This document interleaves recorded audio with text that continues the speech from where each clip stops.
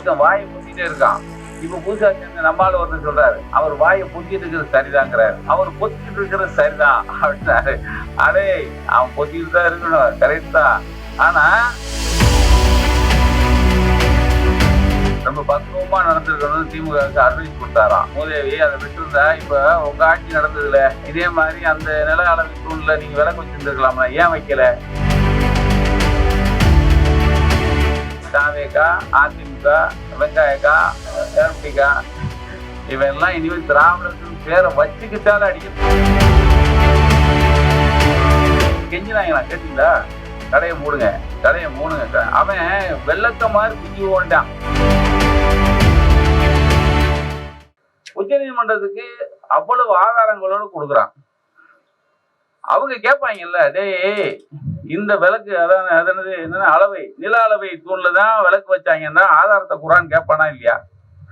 அவன் அவ்வளவு நம்ம கொஞ்சம் நம்பிக்கையில் இருக்கு. உச்ச நீதிமன்றத்துல நமக்கு சாதகமா வருகிற நம்பிக்கை இருக்கு. ஏன்னா அவ்வளவு ஆதாரத்தை திருப்பரங்குன்றம் சார்பாக கொண்டு போய் நம்ம கோயில்ல இந்த இடத்துலதான் தீபத்தை எரிச்சாங்கிறதுக்கு 150 வருஷத்துக்கான ஆதாரத்தை கொண்டு போய் வச்சுட்டாங்க.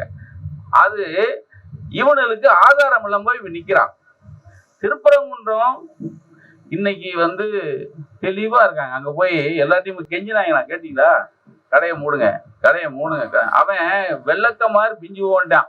கொண்டே விடு. நாங்க பாட்டுக்கு சோறு திறம்பா இது வர்ற கூட்டத்தை வச்சுதானே எங்களுக்கு வியாபாரம் அப்படின்னு அவங்க தெளிவா சொல்லிட்டாங்க. ஆக இவன் மத்திய போர்ஸ், அந்த போர்ஸ், இந்த போர்ஸ், எந்த போர்ஸையும் இவங்க கொண்டு போய் உள்ள தீப ஏற்றினாலும் 144 அதெல்லாம் சார்.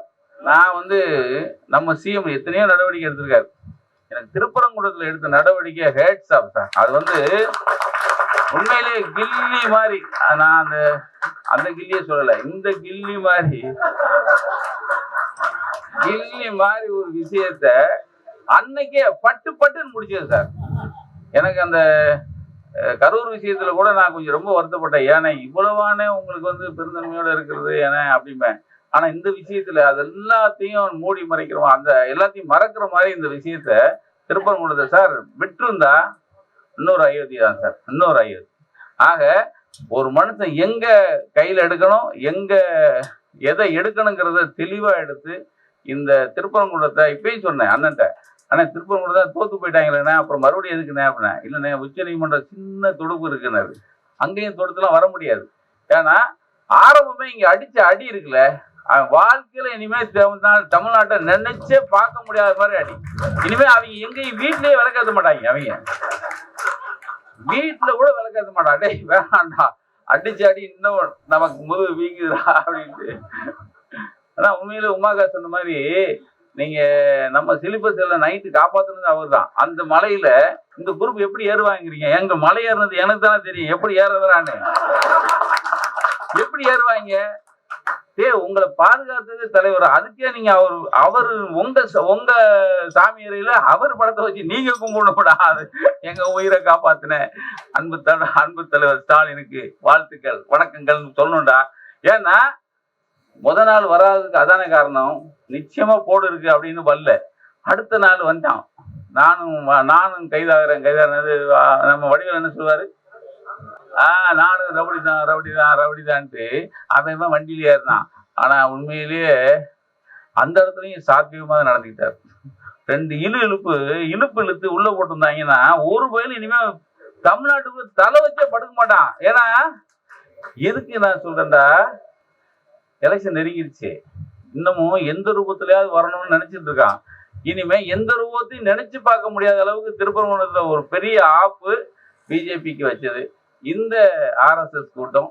இனிமேலும் தலை வச்சு படுக்காதுங்கிறதுக்கு இது ஒரு நல்ல எடுத்துக்காட்டு. இந்த எடுத்துக்காட்டுக்கு அதை நான் சொன்னேன் அண்ணன்ட்ட, இந்த திராவிடன்னு வச்சு இந்த எத்தனை கட்சிகள்னா இதுக்கு போராட்டத்துல உள்ள வருது. ஒண்ணு திராவிட மக்கள், திராவிட இயக்க தமிழ் பேரவை, இன்னொன்று நம்ம திராவிட கழகம், இன்னொன்று எங்கள் கோவை ராமகிருஷ்ணன் குரூப்பு, அடுத்து திராவிட முன்னேற்ற கழகம். இந்த திராவிடம் பேரில் வச்சிருந்த மணியண்ணா இது இவ்வளவு பேர் தாங்க இதுக்கு இருக்கிறோம். இவங்க தானே உண்மையான திராவிடன். இந்த திராவிடம் வச்சிருந்த மற்றவங்க இருக்கான் பாருங்க, தாவேகா, அதிமுக, வெங்காயக்கா, ஏர்படிக்கா, இவெல்லாம் இனிமேல் திராவிடத்தின் பேரை வச்சுக்கிட்டாலே அடிக்கணும். ஏன்னா எதுக்கு ஊர் வருதோ அன்னைக்கு நீ போராட வரலடா, நீ இதெல்லாம் இதுக்கு தாண்டா முன்னாடி வரணும். அது நம்ம இபிஎஸ் சொல்றாரு. என்னென்ன சொன்னாரு, ரொம்ப பக்குவமா நடந்திருக்கணும்னு திமுகவுக்கு அட்வைஸ் கொடுத்தாராம். மூதேவி அதை விட்டுருந்தா இப்ப உங்க ஆட்சி நடந்ததுல இதே மாதிரி அந்த நில அளவை தூண்ல நீங்க விலக்கு வச்சிருந்துருக்கலாம்ல, ஏன் வைக்கல? ஏன்னா இது முருகன் மக்கள் தமிழன் எல்லாம் சம்பந்தப்பட்டது. அப்போ ஒருத்தனுக்கு ஒத்து ஊதணும்னா என்ன எடுத்து ஊதுறனாவது நினைச்சுக்கணும்ல, எதை எடுத்து ஊதுறனா நினைச்சுக்கணும்ல. ஓட்டுங்கிற ஒரு பிச்சைக்காக நீங்க பாத்தீங்கன்னா ஒருத்தன் வாயை பொத்திட்டே இருக்கான். இப்ப புதுசா சேர்ந்த நம்மால ஒருத்தர் சொல்றாரு, அவர் வாயை பொத்திட்டு இருக்கிறது சரிதாங்கிறாரு. வாயை பொத்திட்டு இருக்கிறது சரிதான் அப்படிங்கிற. ஆமா, உங்களால் தானே. அவரு சிலிப்பர் செல்லு, அங்க இருக்கிற சிலிப்பர் செல்லு, அவர் பொத்திக்கிட்டு இருக்கிறது சரிதான் அப்படின்னாரு. அடே, அவன் பொத்திக்கிட்டு தான் இருக்கணும், கரெக்ட் தான். ஆனா என்ன வருத்தம்னா இத எதிர்க்க வேண்டிய எல்லாருமே இந்த ஓட்டுங்கிற ஒரு பிச்சைக்காக எல்லா நவதுவாரத்தையும் மூடிக்கிட்டு உட்கார்ந்துருக்கான் பாருங்க. ரொம்ப வருத்தமா இருக்கு.